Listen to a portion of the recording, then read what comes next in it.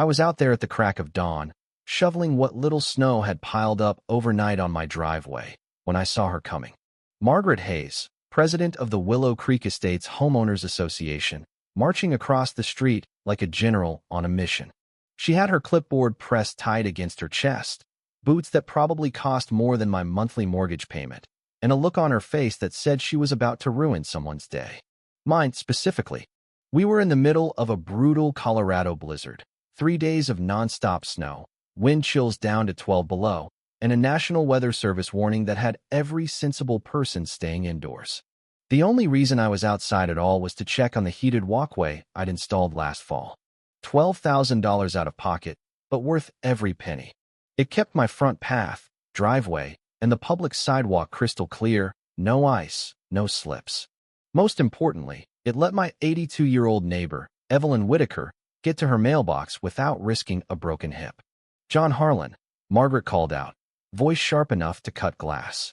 She hit a patch of ice halfway across and nearly went down hard, arms windmilling, clipboard flying.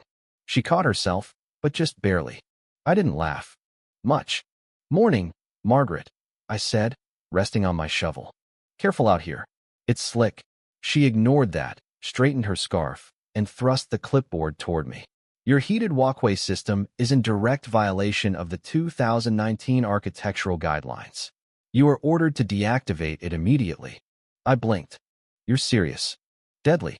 Any exterior heating element requires prior HOA approval. You never obtained it. I submitted the application 7 months ago. Full plans, specs, everything." She gave a tight little smile. "It was denied." "Funny. I never got a letter. No email. Nothing. That's not my concern. Rules are rules, Mr. Harlan. You have 24 hours to shut it down, or fines begin at $500 per day." She turned and picked her way back across the street to her pristine colonial, the one with the manicured hedges and the oversized flagpole that violated at least 4 county ordinances but somehow never earned a single violation notice. I stood there a long minute, watching her go, the cold creeping under my collar. My phone buzzed. "Evelyn, everything okay? Saw Margaret giving you the evil eye." I texted back, "All good. Stay inside where it's warm." But it wasn't all good. Not even close. Over the past 2 years, Margaret Hayes had turned a once reasonable HOA into her personal kingdom. She'd fined the Millers $3,000 because their Christmas lights were cool white instead of warm white. She'd threatened to tow David Ellis's work truck out of his own driveway because it was commercial and therefore offended the aesthetic standards. She'd even cited the Ramirez family for a vegetable garden that was 6 inches too close to the fence line. People grumbled, but most paid up or fixed the problem. Nobody wanted the escalating fines, the liens, the foreclosure threats. I went inside, made a strong pot of coffee, and called my lawyer, Robert Lee. He listened without interrupting while I laid it all out. When I finished, he was quiet for a few seconds. "Technically, they've got you on the approval process," he said finally.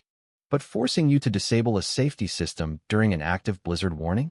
That's not just petty, it's reckless. If someone gets hurt on that ice, the HOA could be looking at serious liability. So we fight it. We can. Colorado law gives homeowners some protections on safety-related modifications. Don't shut it down. Let them issue fines. We'll challenge them in court on public safety grounds. In the meantime, I'll fire off a letter outlining our position." I thanked him and hung up, but the knot in my stomach didn't loosen. Fighting an HOA is rarely quick or cheap, and Margaret played dirty. That evening, while checking the control panel for the heating system in my basement, I noticed something I'd forgotten about: an old access hatch behind the water heater. The previous owner had mentioned it once in passing, said it tied into the original community well from when the neighborhood was built in the 70s. Curiosity got the better of me. I pried it open and crawled into a cramped, dusty utility space. Pipes everywhere, valves, and in the corner a junction box with a faded label, "Willow Creek Community Well Primary Distribution." I'd always assumed we were fully on city water. Aurora municipal bills came every month like clockwork. But the more I looked, the clearer it became. This was a hybrid setup. The old well was still active, feeding a storage tank that supplemented the city supply. An hour online, digging through county records and old plats, confirmed it. The well served 32 homes, was owned and supposedly maintained by the HOA, and, here was the bombshell, had never been properly permitted or inspected by the Colorado Department of Public Health and Environment. Not once in 50 years. Operating an unpermitted public water system? That wasn't a slap-on-the-wrist violation. That was fines in the tens of thousands per day, mandatory shutdown, possible criminal liability if contamination was found. My phone pinged. Another email from the HOA, detailing the fine schedule and announcing a hearing to place a lien on my property. I spent the rest of the night photographing every pipe, label, and serial number I could find, then compiling every scrap of documentation. 7 a.m. sharp the next morning, Margaret was back, this time with Treasurer Susan Grant and Secretary William Porter in tow. All three looked half-frozen and entirely furious. Visual inspection confirms the system is still operational, Margaret announced like a prosecutor. Fines commence tonight at midnight. I'm not disabling it, I said, calm as I could manage. It's a safety feature in blizzard conditions. If someone falls because of ice the HOA forced to accumulate, you'll be the ones in court. Susan snorted. Community standards supersede individual preferences. We can't have anarchy. William stepped closer, red-faced. You think you're special, Harlan? We're going to make an example out of you. You'll wish you'd just followed orders. I looked him dead in the eye. That sounded an awful lot like a threat. It's a guarantee, Margaret said coolly. They turned and left, nearly wiping out on the Johnsons' icy walk next door. I called Robert again. He listened to the new threats, then to my discovery about the well. John, he said slowly, if that well truly has no permits, no testing, no certified operator, this is enormous. The state can hit them with $25,000 a day in penalties. This isn't leverage. This is a wrecking ball. He cautioned patience, wanted to research further. But the next day brought a certified letter from the HOA's attorney. Shut down within 48 hours or face immediate lawsuit and lien. That was the last straw. I filed the formal complaint that afternoon with the Colorado Department of Public Health and Environment Water Quality Control Division. Every photo, every record, every historical document went in the packet. The response was lightning fast. Inspector Laura Ramirez called within hours. Mr. Harlan, this is extremely serious. We're coming tomorrow morning at 9. Do not discuss this with anyone, especially the HOA. Laura arrived with senior engineer Thomas Brooks. They spent half an hour in my basement, faces growing grimmer by the minute. No backflow prevention, no monitoring equipment, no emergency shutoffs, Thomas muttered. This is a Class 2 public water system operating completely outside the law.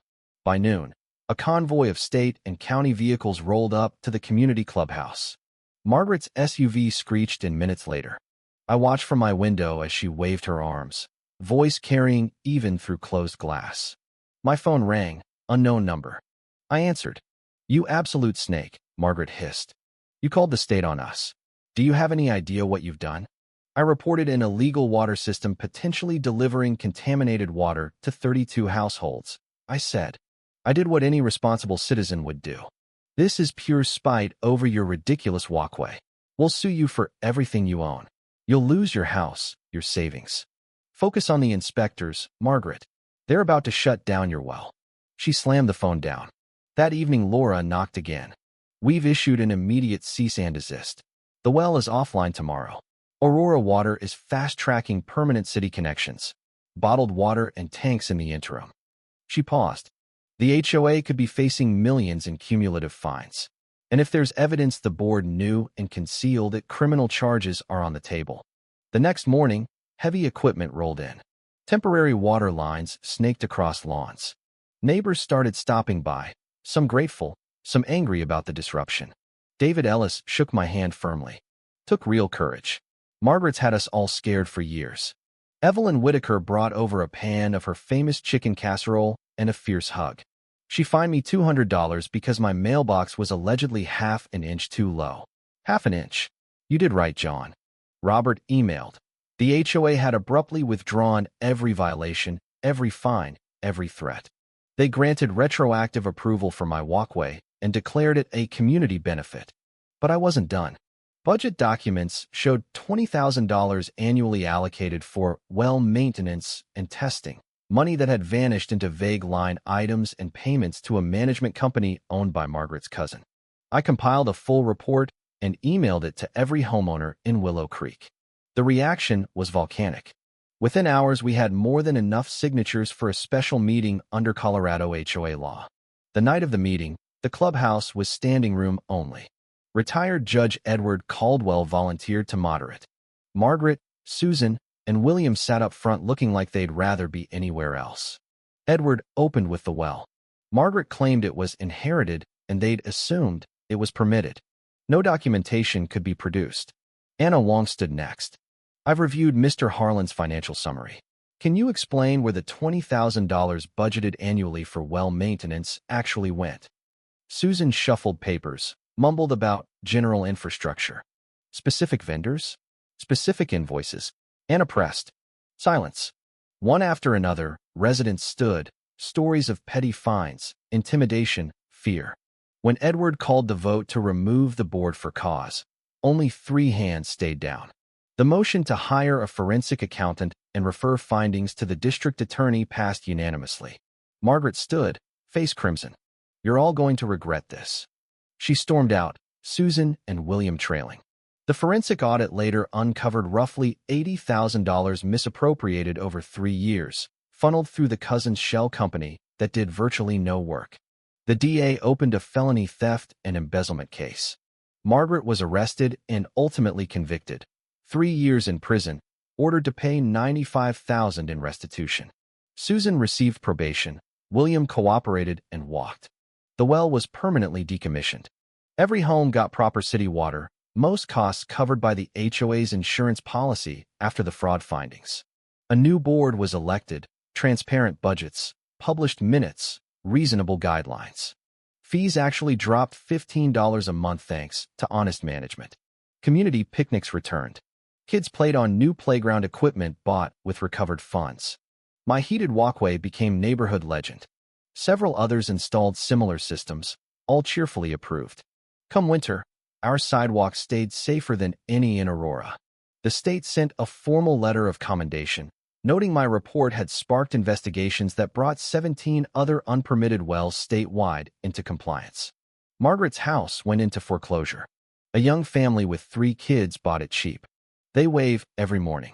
Years later, on the first real snow of the season, I stood on my warm, clear walkway watching Evelyn Whitaker shuffle safely to her mailbox. She paused, smiled, and called out, "Thank you, John." Every single day, I waved back, coffee steaming in my hand, and thought about how one small stand against unreasonable power had changed everything, not just for me, but for an entire community. Sometimes justice doesn't come from grand gestures. It comes from ordinary people refusing to back down when something is clearly wrong. What about you? Have you ever faced an overreaching HOA, a petty tyrant in your neighborhood, or any kind of everyday injustice that made you want to fight back? Did you speak up, or did you let it slide? Drop your story in the comments. I genuinely want to hear it. Let's talk about where we draw the line and how we push back against unfairness in our own backyards. Your experience matters.